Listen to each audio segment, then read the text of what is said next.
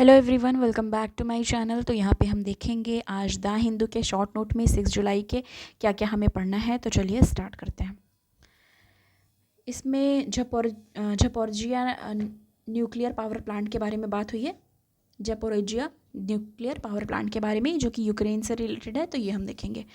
ये लोकेट करता है ज़पोरिजिया सिटी, यूक्रेन में। ये लाइन याद रखनी है आपको। रिवर के बारे में पूछता है, ये आपने PYQ से देखा होगा, तो ये इंपॉर्टेंट है कि नाइपर रिवर जो है वहाँ पे है ये, along with the NIPER river. अब इसके बारे में थोड़ा सा देखेंगे, पर ये हम मैप भी देखेंगे। ठीक है, मैप देखना बहुत ज़्यादा ज़रूरी है क्योंकि उसके नियर बाई एरिया पूछता है। अब जैसे यूक्रेन यहाँ पे दिख रहा है आपको, इधर नाइपर रिवर है, इधर ज़पोरिजिया है, लुहान से इधर डोन तक है इधर, और रशिया यहाँ पे आपको दिख रहा है। फिर यहाँ पे देख लो, मोल्डोवा है, खेरसन है, क्रीमिया है, ठीक है, ब्लैक सी यहाँ पे है। तो ये आपको पूरी जो मतलब जगह हैं पूरी याद होनी चाहिए। ठीक है, यूक्रेन है, उसके नियर बाई प्लेसेस कौन से, रशिया। और इसमें से बहुत सारे क्वेश्चन शायद उसमें पूछा भी गया है, बहुत सारे एग्ज़ाम में आपने अगर देखा होगा तो उसमें से पूछ चुका है। और देखो, ब्लैक सी के बारे में तो पूछता ही है, बहुत बार आ चुका है। इसके बारे में भी पूछ चुका है। ठीक है, तो ये आपको एक बार देख लेना है कि रिवर कौन सी है, रिवर याद रखनी है, इंपॉर्टेंट। अब यहाँ पे देखो, न्यूक्लियर पावर प्लांट से रिलेटेड देखना है। इसमें क्या कहा जा रहा है, mixture will contain isotope iodine 131। तो इसमें कहा गया है कि जो ये मिक्सचर है उसमें आयोडीन 131 भी कंटेन किया हुआ है, आइसोटोप इसके। तो इसमें ये जानना है, easily dispersed by wind and accumulate damage. ये थायराइड, लैंड और ह्यूमन, इस सब के लिए। तो देखो, ये एडिशनल है, पर इसमें बात जो है वो उनका जो भी जगह है उसके बारे में बात हुई है। पर हमें यहाँ से क्या जानना है इसके बारे में, कि ये कहाँ पे है और रिवर कौन सी है और ये प्लेस कौन सा है, प्लेस के बारे में जानना है, पर ये एडिशनल है। ठीक है, ओके। SCO के बारे में हम देखेंगे। SCO ग्रुपिंग के बारे में यहाँ पे आया हुआ है, टेस्ट एंड कॉन्टेक्स्ट वाले पे आया था, तो हम उसके बारे में थोड़ा सा देखेंगे। बिल्ट ऑन संगाई 5, पहले क्या हुआ, जब बना तो संगाई 5 था। उसमें कौन कौन सी कंट्री थी, रशिया थी, चाइना थी, कजाकिस्तान, तजाकिस्तान एंड किर्गिस्तान। ठीक है, तो SCO में इतने थे, Sangai 5, Russia, China, Kazakhstan, Tajikistan and Kyrgyzstan, इतनी ग्रुपिंग थी। कम टुगेदर, ठीक है, पोस्ट सोवियत एरा, ये आए साथ में पोस्ट सोवियत एरा कब, 1996 में। और उसके बाद क्या हुआ, इन्होंने मतलब किया क्या, order to work on regional security, reduction of border troops and terrorism, उस पर काम करने का इनका एक गोल था। देखो, यहाँ पहले आपने ये देखी, संघाई 5 थे, यहाँ से याद रखना है आपको 5 थे, RCK मतलब आप एक ट्रिक भी बना लो अपने हिसाब से, कैसे आप अपने हिसाब से ट्रिक यहाँ पे बना लेना। ठीक है, KT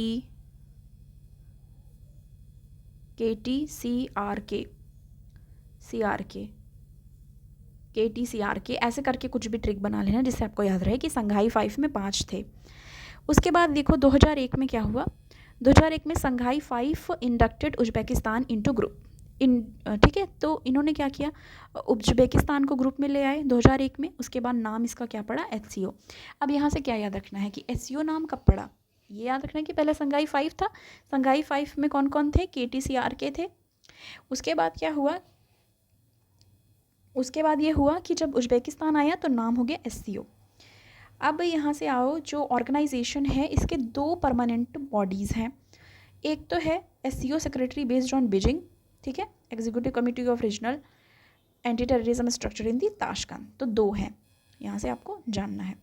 यहाँ देखो, member state of Shanghai Cooperation Organisation कौन कौन से हैं, यहाँ पे है Russian Federation, Republic of Kazakhstan, Kyrgyz Republic, Republic of Uzbekistan, Republic of Tajikistan, ठीक है, India, People Republic of China, Islamic Republic of Pakistan. तो ये पूरा मैप आप देख रहे हो, ये पूरा मैप हम देख रहे हैं यहाँ से।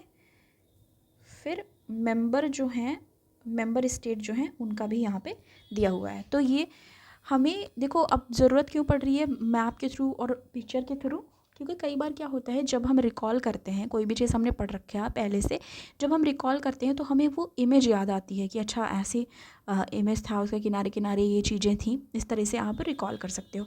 मेन गोल क्या था, अब देखो यहाँ से एक चीज़ और आपको जाननी है, ये वाला, ये मैंने यहाँ लिखा हुआ है पर अभी देख लेंगे हम, क्योंकि आपने यहाँ पे सोचा होगा ना कि संघाई 5 में तो इंडिया नहीं था, पर इंडिया देखो इसका है मेंबर, वो अभी आगे हम डिस्कस करेंगे। मेन गोल पहले देख लो। मेन गोल क्या है, strengthening mutual trust. Mutual trust strengthen करना। इफेक्टिव कोऑपरेशन, इसमें क्या है, politics, trade, economy, release, technology and culture. Anti NATO बात कर लो। एंटी नेटो में क्या कहा जा रहा है, anti NATO India and Pakistan joint as observer in 2005। तो इंडिया और पाकिस्तान ने पहले तो क्या किया, 2005 में एज अ ऑब्जर्वर ज्वाइन किया, ठीक है। अब ये एंटी नेटो है, याद रखना, ठीक है। जो ये SCO ग्रुपिंग है, इसमें देखो क्या कहा जा रहा है, इंडिया और पाकिस्तान ने ज्वाइन किया इसको एज अ ऑब्जर्वर 2005 में। फिर इंडिया ने फुल मेंबरशिप कब ले ली, 2017 में, मतलब फुल मेंबरशिप इनको मिल गई कब, 2017 में। ईरान का अभी न्यूज़ में आया हुआ है, ईरान न्यू मेंबर के तौर पे, ठीक है, SCO में ऐड हो रहा है। तो ईरान के लिए क्या है, इसमें जान लो, इसमें क्या होगा, कनेक्टिविटी स्ट्रेंथन होगी through Iran Chabahar port. Chabahar port जो है, छाबार पोर्ट से क्या होगा, ईरान से मतलब ईरान के थ्रू। और एक चीज़ है कि सेंट्रल एशिया में भी एक्सेस मिलेगा ईरान के थ्रू। तो ईरान एक तरीके से इम्पॉर्टेंट है, स्ट्रेटेजिकली लोकेटेड है ये, तो इंडिया के लिए भी बहुत ज़्यादा ये बेनिफिट होगा। एक आया हुआ स्मार्ट बैंडेज। स्मार्ट बैंडेज के लिए हम देखेंगे, ये न्यूज़ में आया हुआ है साइंस एंड टेक वाले पेज पे। तो ये क्रॉनिक नॉन हीलिंग वोंड के लिए यूज़ होता है। इसमें बायो सेंसर्स लगे होते हैं, ये लाइन याद रखनी इंपॉर्टेंट है, बायो सेंसर्स लगे होते हैं इस बैंडेज में। बैंडेज की बात हो रही है यहाँ पे, ठीक है, ये देखो यहाँ पे लगा हुआ है। तो यहाँ क्या कहा जा रहा है, combination of biological components with, okay. अब यहाँ पे देखो इसका कॉम्बिनेशन है ये, यहाँ पे फिजियोकेमिकल डिटेक्टर और बायोलॉजिकल कंपोनेंट का ये कॉम्बिनेशन है। यूज़ किस लिए होता है, सेंसिंग एंड एनालिसिस के लिए।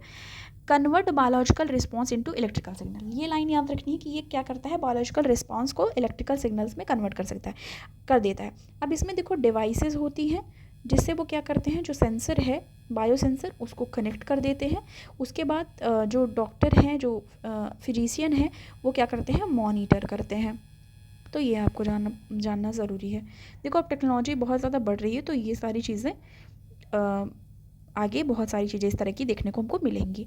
ग्रेविटेशनल वेव के बारे में आया है, साइंटिस्ट का क्या एविडेंस मिला है, रिसेंटली मतलब उन्होंने क्या किया है, यूनिवर्स बता रहे हैं वो, रिसेंटली उन्होंने उनकी स्टडी में उन्होंने क्या पाया, साइंटिस्ट एविडेंस क्या है कि यूनिवर्स जो है वो कॉन्स्टेंटली क्या हो रहा है, flooded with the low frequency gravitational wave. तो लो फ्रिक्वेंसी ग्रेविटेशनल वेव देखा जा रहा है यूनिवर्स में। ग्रेविटेशनल वेव के बारे में जान लो, like ripples in fabric of space time. अब यहाँ पे एक चीज़ देखो, इनडायरेक्ट एविडेंस देखना है। Existence of gravitational wave discover कब हुआ, 1974। ये लाइन याद रखनी है कि जो एग्जिस्टेंस है ग्रेविटेशनल वेव का वो 1974 में पता चला, from decaying orbital period of object called binary pulsar and Joseph Taylor. तो यहाँ पे किसके द्वारा, रसल एंड जोसेफ के द्वारा ये हुआ। तो ये भी लाइन याद रखो, अगर पूछ लिया, बहुत ये कई बार फैक्ट्स भी आ जाते हैं, तो उसके लिए हमको याद रखना है। हिस्टोरिकली क्या कहा जा रहा है, साइंटिस्ट ने क्या किया, यूज़ किया electromagnetic radiations in the form of visible light, x ray, microwave, ultraviolet light etcetera. Gravitational wave की बात की जाए तो कहा जा रहा है कि offers a kind of information that electromagnetic radiation doesn't.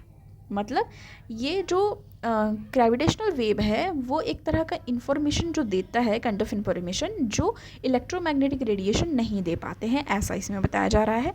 Collision of black holes के बारे में पता चला, neutron star release large amount of energy. तो ये सारी चीज़ें हैं इसमें। एनालिसिस वाले में आप देखोगे उसमें डिटेल्ड में मैंने एक्सप्लेन किया हुआ है।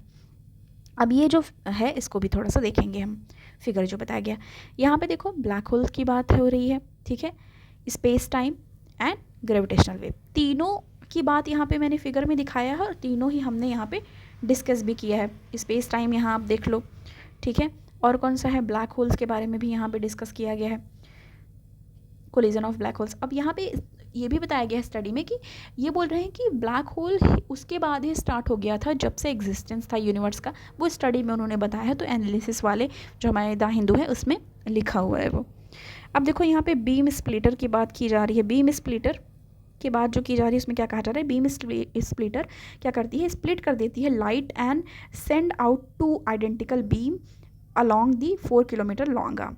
लेसर लाइट क्या करती है, लेसर लाइट के बारे में बता रहे हैं कि send instrument to measure change in the length of the 2 arms, मतलब 2 आर्म्स के बीच में जो इंस्ट्रूमेंट है मतलब वो मेज़र करती है कि क्या चेंजेस आ रहे हैं लेंथ में दोनों आर्म्स पे।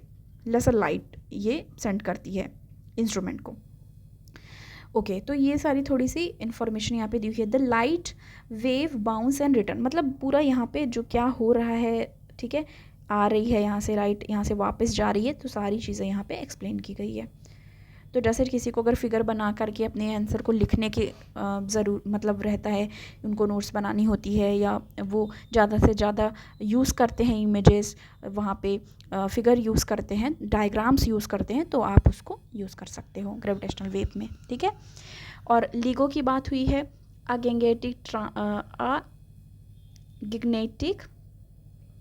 गिग्नेटिक इंटरफेरोमीटर।